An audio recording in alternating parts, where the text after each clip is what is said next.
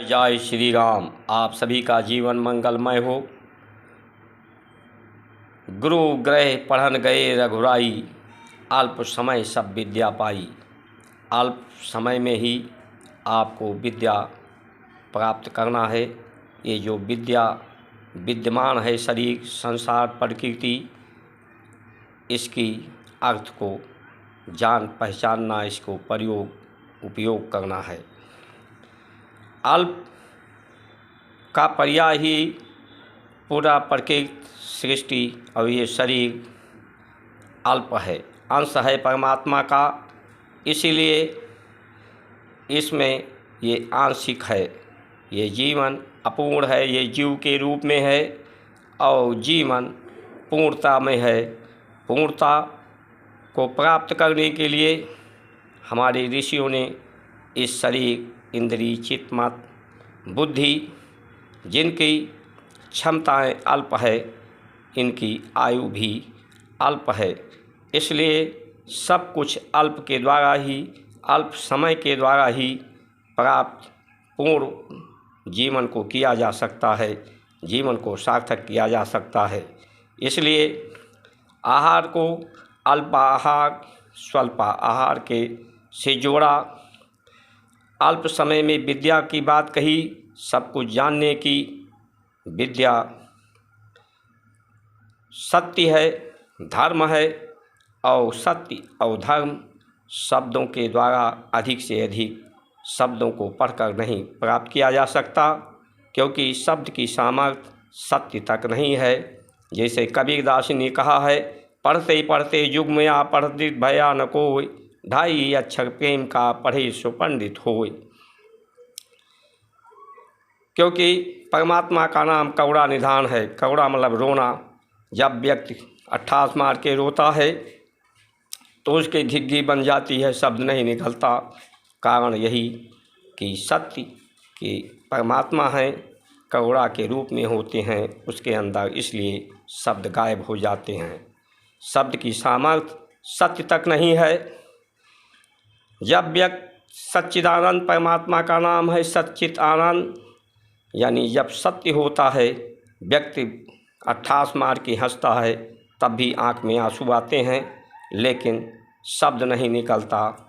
यानी शब्द की पहुँच सत्य तक नहीं है, धर्म तक नहीं है, परमात्मा तक नहीं है।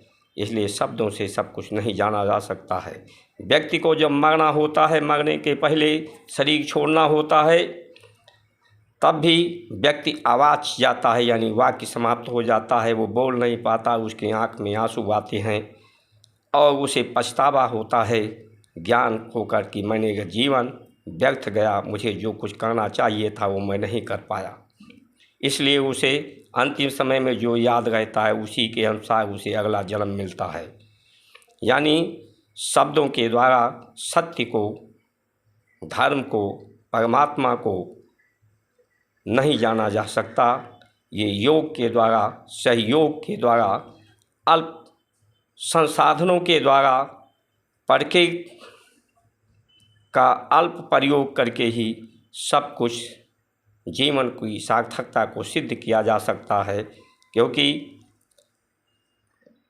आपकी पाचन क्रिया की क्षमता भी अल्प है। लेकिन आज की जो समस्या है, अधिकाधिक अति के वजह से है। अधिक लोग खाना चाहते हैं, अधिक संसाधन इकट्ठा करना चाहते हैं, प्राकृतिक साधनों पर अधिक से अधिक अपना अधिकार प्राप्त करना चाहते हैं, संसार का पद बड़ा बड़ा प्राप्त करना चाहते हैं।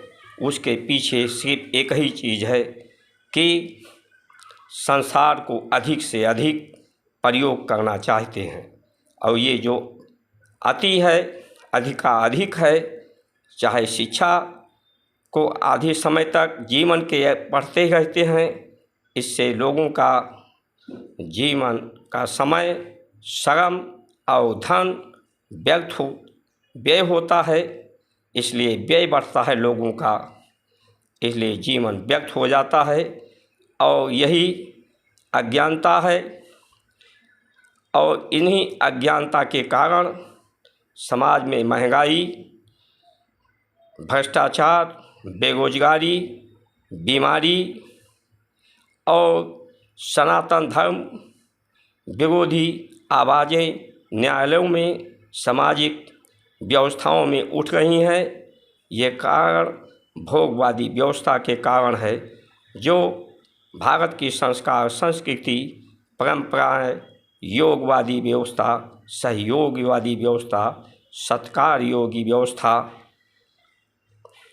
सबको पूजनीय, वंदनीय बनाने के लिए है। उसी के द्वारा समस्याओं का समाधान होगा। इसलिए आइए हम सब मिलकर भारत संस्कार मंच यूट्यूब चैनल, फेसबुक, इंस्टाग्राम संचार क्रांति के सहयोग करके, क्योंकि इस समय हमारा भारत ऋषियों मनीषियों के संस्कारों से नहीं, संविधान से चलता है, और संविधान देश के राजनीतिक दल बनाते हैं। इसलिए इस वीडियो को ज़्यादा से ज़्यादा सब्सक्राइब, लाइक, शेयर, फॉलो करके अधिक से अधिक लोगों पहुंचाकर सबकी सहमति लेकर राजनीतिज्ञों को अनुभव कराएं, उन्हें मनोबल प्रदान करें कि वो भारत की संस्कार, संस्कृति के, धर्म, नीतियों के, परंपराओं के अनुसार प्रशासनिक, न्यायिक, सामाजिक, स्वास्थ्य और विद्या की व्यवस्था बनाएं, जिससे सभी का कल्याण हो। जय जय श्री राम।